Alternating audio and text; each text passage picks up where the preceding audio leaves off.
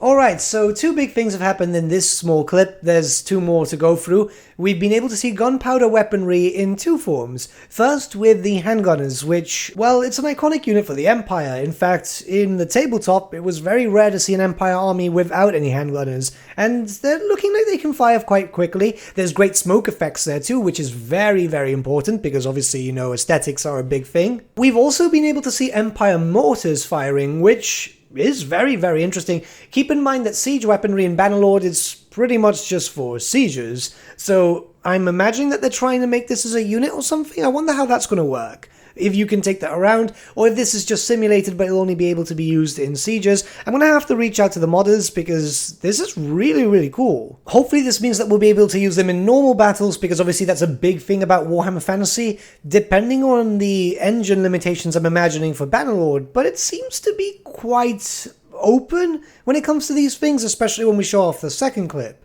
So with the stuff that came out in the open testing beta, was it beta or alpha? I mostly played around with the undead because, well, you know, it's undead and it's kind of cool. But if this comes into a playable format soon, when you can test out the handgunners and the mortars like this would be really interesting to play around with. That's definitely for sure. Anyways, let's check out the second clip now, as this second one is really impressive, like, seriously.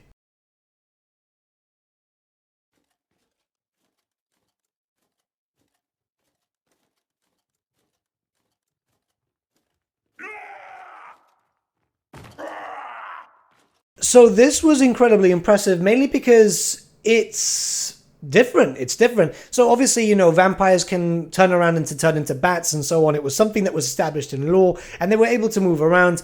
This kind of works like that. It's kind of like when you take over, say for example, a hell cannon in Total War Warhammer and you fire, you're able to move around the ammunition, but then when that ends, then you actually have teleported, which is really useful. I'm wondering how this could work with, say, other vampires and so on. Maybe it's just the players and other casters that you might have. But I'm imagining that if you're going to be a spellcaster, which, yeah, as a vampire, you're going to be a spellcaster, it would be pretty cool to, say, when you're attacking an enemy city, putting yourself on a vantage point and firing fireballs at the enemy from an area that they probably haven't defended, and depending on the cooldown, maybe get away quickly too?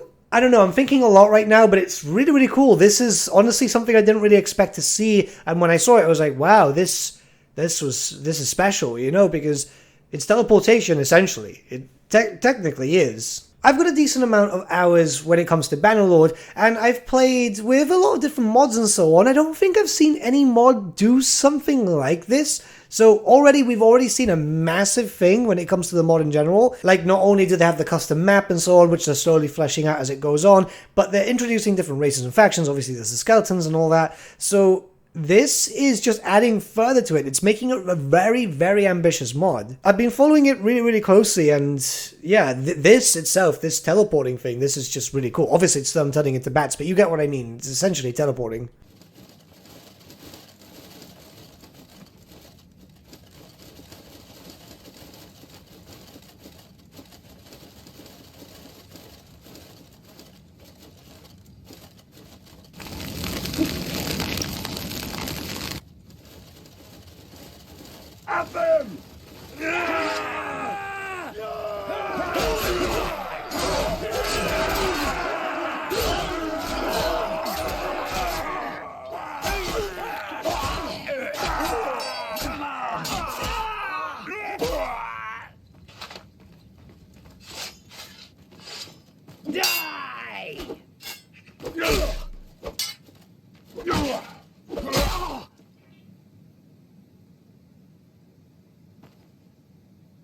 And lastly, we get to see a player buff up his unit of greatswords with the Flaming Sword of Ruin, a popular spell from the Lore of Fire, which, yeah, didn't work too much in favor to those greatswords, but keep in mind that Bannerlord fighting is always a bit weird, but I think there were some modifiers shown off on the side. It's kind of weird because obviously this is fresh to me, this whole modding scene. Like, I've played modded Bannerlord, but nothing so, well, out there like this. It's pretty cool. I love the fact that you can put up the effects and it'll be shown on your units. You also get the area effect as to how you can get that. So if you can scrunch up a decent amount of units, you'll be able to buff up quite a lot. Now, all this is saying to me is getting a bunch of cavalry with that buff and seeing how well they could do a big charge. Either way, everything's looking really, really cool. It's very, very impressive. The visuals are really, really cool. I'm more interested in the vampire stuff. I think it's mostly because obviously with Bannerlord you play a lot as humans because, well, yeah. But like when you see other factions and races come into effect, like if they're doing so well with the vampire stuff, I honestly can't wait to see what they do with, say, for example, the Skaven or like the Greenskins. The Greenskins should be interesting, that's for sure. Maybe even the Beastmen. Maybe there will be a game where it doesn't make me sad to play Beastmen. But with all that being said, that's pretty much everything. Everything else is going to be in the description below. You can find the link directly to their blog, which will have all the updates that came out for the Christmas period whilst I was pretty much in a food coma. And hopefully it won't be too long until we can get to talk about this once again, because, again, it's a very impressive mod and it does deserve a lot of praise. With all that being said, I hope you guys have had a great Christmas break and so on. This is coming out on the 31st, I believe. So if you're watching this on the 31st, I hope you have a great New Year's. And, well, I hope you had one if you're watching this afterwards. And I shall see you all again very, very soon. But with that, my friends, we've come to the end of our video. Thank you so much for watching. If you did enjoy the video, might I suggest giving the video a like, or even subscribing to the channel, as it really does help us out.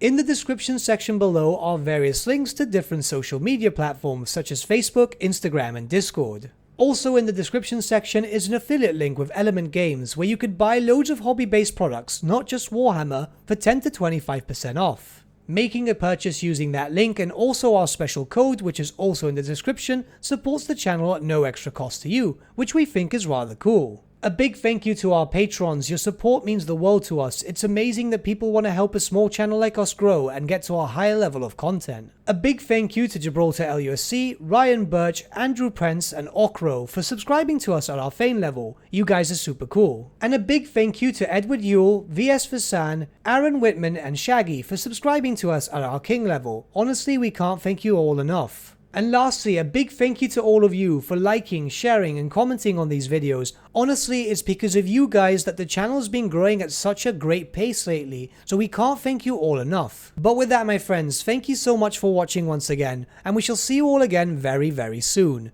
Have a good day.